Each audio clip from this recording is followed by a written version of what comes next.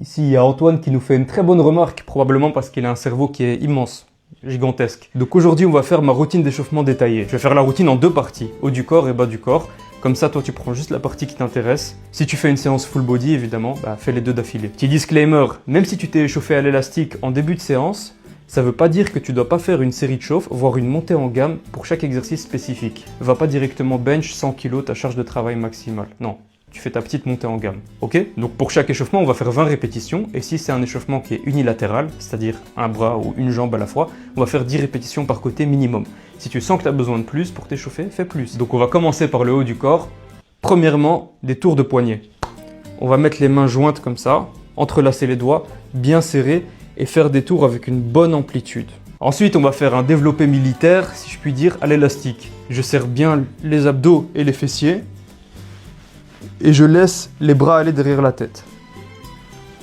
Si je desserre totalement les abdos et les fessiers et que je suis totalement mou à ce niveau-là, ça peut donner ce genre de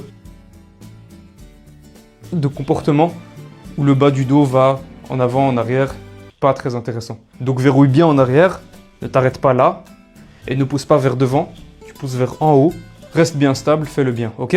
Une fois que c'est fait, tu vas faire une dizaine d'élévations latérales par côté du cou. Et là, du coup, on va faire l'arrière d'épaule. Une version du face pull avec un peu aussi une rotation externe. Ça va à l'arrière de ta tête, c'est très bien.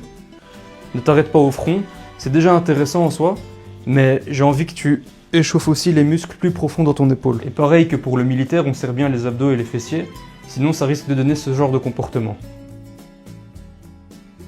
Une fois qu'on a fait une vingtaine de répétitions au face pull, on va faire 10 ouvertures par bras.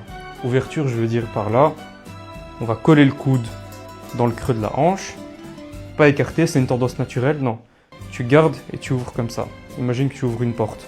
Une fois que tu en as fait au moins 10 par côté, là on va faire le contraire, la fermeture.